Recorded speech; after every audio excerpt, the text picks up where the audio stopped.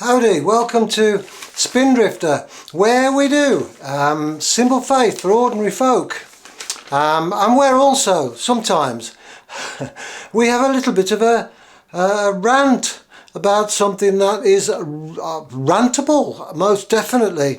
And today I want to share with you something that I would call the Easter Conundrum. The Easter Conundrum. I came across a newspaper article that was given to me by a friend. I haven't got many friends, and the ones I have got I treasure. I don't think many people like me, but hey ho, I can live with that. And in this newspaper article, I won't say which newspaper it was or who wrote it because it's not important. What's important is what it says. And it's an article about Easter. And as Easter is in the United Kingdom, Great Britain, there's nothing great about it, but we'll call it Great Britain. And what this particular news reporter sees as the issues of the day. And you know what? He's right. So I'm going to share with you what the article says, and we'll take it from there. So this article makes a number of key points. The first of which is that the BBC, that being the British Broadcasting Corporation, the national face of media in Britain, fails to properly respond in a meaningful way to Holy Week. The BBC, which compels through the law anybody who watches live television or watches it on their app, which is called BBC iPlayer, must pay a television licence, a television tax if you want to, and therefore ought to represent Britain and the things that are supposed to stand for something. And the author of the article is making it very clear that the BBC fails to properly respond in a meaningful way to Holy Week. I'm going to share with you what this newspaper article says. You know, one of the problems with getting older is you can't actually see. You're constantly doing this with your head, nodding up and down to try and bring things into focus. This was written a couple of days before Easter 2024, and the article says this. This is Holy Week, the most sombre, ultimately dazzling 7 days in the Christian year. But you would not know it from our national broadcaster. Now, this reporter thinks that maybe they're not doing the best they can in relation to Easter, and he points out on Good Friday, the day that marks the crucifixion, BBC One, that's your main BBC channel, will be showing Wallace and Gromit, a programme or a film entitled The Were-Rabbit. They'll be showing Ghostbusters Afterlife, which is a 2021 film, apparently. I've never heard of it. I've heard of Ghostbusters. And then they're showing a drama about a clairvoyant. And the writer says if you suspect BBC One is laughing at belief in eternal life, then you might not be wrong. The BBC, he says, whose network goes into overdrive over such events as International Women's Day or Black History Month, is not exactly exerting itself for Easter. It gets more excited about the Grand National, which is a horse race. Its Easter programming for their television programmes apparently is patronising. And if there is any live TV coverage of what might be considered to be worship, it will come from one cathedral, Canterbury Cathedral, where the Archbishop Justin Welby will be giving an 8 a.m. sermon and a mid-morning Easter address. And the writer wonders whether Justin Welby will bang on about Rwanda, which seems to be his flavour of the month. And that's about the UK sending asylum seekers and refugees, if that's what they are, economic migrants, many people think. To me, they're human beings, but never mind. It's politics. It's politics that the Archbishop is getting involved in. The writer goes on to tell us that there will also be a performance from Cardiff of classical music, basically, with a bit of a Christian hint to it, and a programme called Songs of Praise, which is lots of well-off people sitting around in church singing songs. And that's going to be on at lunchtime, when most people won't be watching. Radio 2, which is probably the second most busy BBC radio channel, will offer the Archbishop of York, who apparently is discussing cooking tips with a victim of a post office scandal or another. Wow. On Radio 4, which is another very popular BBC radio channel, the Bishop of Newcastle will be reflecting on the significance of the cutting down of a tree in Northumberland last year. I mean, really. I know it was a tree and nobody wanted to see a special tree cut down, but for goodness sake, the Bishop of Newcastle's got nothing better to talk about at Easter than that. I find that shocking. So does the writer of this article.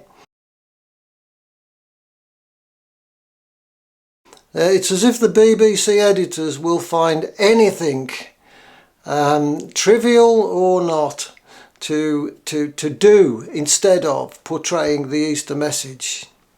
And the writer says they're dumbing down the greatest story ever told. They are dumbing down the greatest story ever told.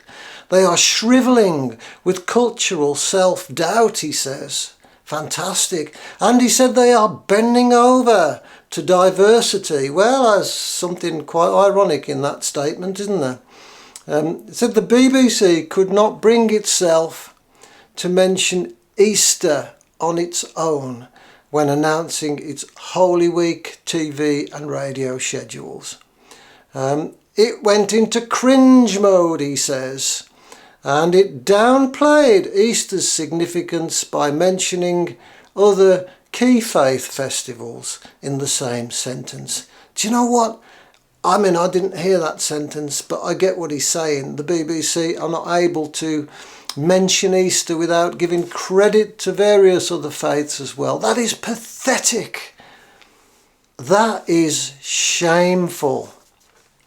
And he points out that the snooty, relativistic, diversity-obsessed BBC will not be covering Easter properly. It's a failure. It's neglectful. It's damaging. And most of all, says the writer of the article, it is political. And I'm not talking about tradition. I'm not bothered about tradition. Christianity is what Easter is about. It is not about anybody else's culture or anybody else's faith. It's about Christianity.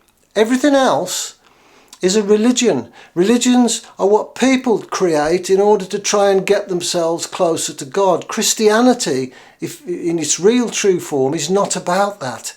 It's the other way around. It's about God reaching out to get you, not you reaching up to get him.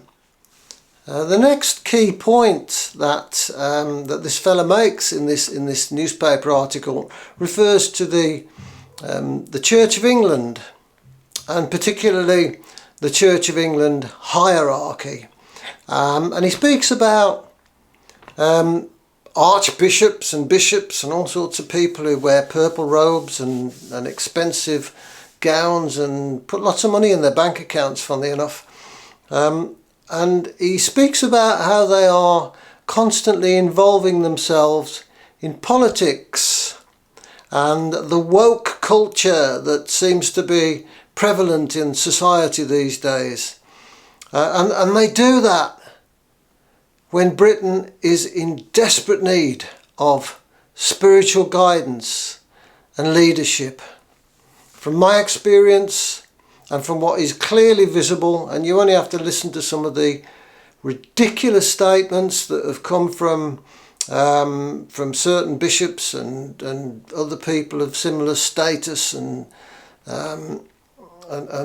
position in the church to realise that they're not giving you that spiritual leadership and guidance, and you really ought not to listen to them. And I know there are some good Church of England churches around. I'm not saying there isn't, but the organisation itself is quite honestly something that I would recommend you get away from as soon as possible. So he has a bit of a go about the Church of England leadership, and he has this to say about them. Why does the Church of England's hierarchy accept this kind of abuse so freely and feebly? And he goes on to make the point that even worse than that, many of the so-called bishops seem to quite happily accept such self-hatred. He points out that Britain owes much of its strength and its laws and its rules and its morals and its tolerances of others to the Christian faith. The writer then goes on to say that it grieves him that people in this country are deprived of the comfort that can come from having a meaningful faith in Christ, because they're not encouraged by a conspiring BBC, and they're not encouraged by an inadequate church leadership. Archbishop Welby, he says, has been a stinking dud. Wow. And he points out also that senior church people are also more interested in politics than they ever are in paradise. The Bishop of Dover, he says, one Rose Hudson Wilkin, I've never heard of that person, no reason why I should, I don't live in Dover, is typical of a church hierarchy that obsesses about racism while failing dismally to communicate the timeless truths of the New Testament. Two archbishops twitter on about spending millions of other people's money on slavery reparations, whilst they allow parishes to go without priests. The writer says he couldn't care less about their views on politics. He couldn't care less what the Archbishop of Canterbury thinks about boats in the English Channel with economic migrants on them. He doesn't care. What he wants to know from the Archbishop is what he thinks about life beyond the grave. Apparently, the latest idiotic pronouncement came from an archdeacon of Liverpool, somebody called Miranda Threlfall Holmes, who called for anti-whiteness. What? I don't care what colour somebody's skin is. I really don't care. If you think that's going to matter, when you look at it in the context of eternity, then you are looking in the wrong direction. And if you're doing that with a collar around your neck, you should be ashamed of yourself. These are the kind of people to whom Jesus will say, "Depart from me. I never knew you. I don't know you. You didn't represent me. Go away." Britain is crying out for spiritual refreshment. You walk around the streets of this country, wherever you are, and Britain is spiritually dead. And our leaders are allowing that to happen. And we mustn't excuse the royal family from this. There's a great tendency to say, "Oh no, that's King Charles. Let's not get onto his case, particularly if he's not very well." No, the royal family are supposed to be the head of the Church of England, and look at what they are the head of. It is shameful. Britain is crying out for spiritual refreshment, but what does it get? It gets poverty, spiritual poverty from the BBC's Easter coverage and from the senior clergy's exasperating bureaucratic blandness. And he says, may they be damned. Well, it's not our place to say that, but that's what he's saying. For their idle snideness. But in spite of them, may Easter's message of hope celebrate through a filter of candlelight and prevail in some form or another. You might disagree with that. You might agree profoundly. By all means, comment, share your views. All I'm doing is sharing a newspaper article for which I thank my friend Jackie. Bless you, Jackie. And it's valid. Easter is a celebration of the resurrection of Jesus. And I kind of wish they'd never called it Easter. I wish they'd they'd kept the name Pascha, as they do in Greece and other countries, which originates from the word Passover, which is when it took place. And if anything, I would call Easter Sunday Resurrection Sunday, because that's what it's all about. And here's the thing. Your archbishops, your bishops, your BBC people, whoever they are, however clever they might think they are, they're missing something very significant, because the only thing that matters is whether or not Jesus rose from the dead. If he didn't, well, you might as well do programs about Asian aunties and their culture, or whatever you want to talk about, or cooking, or whatever it is. It doesn't matter.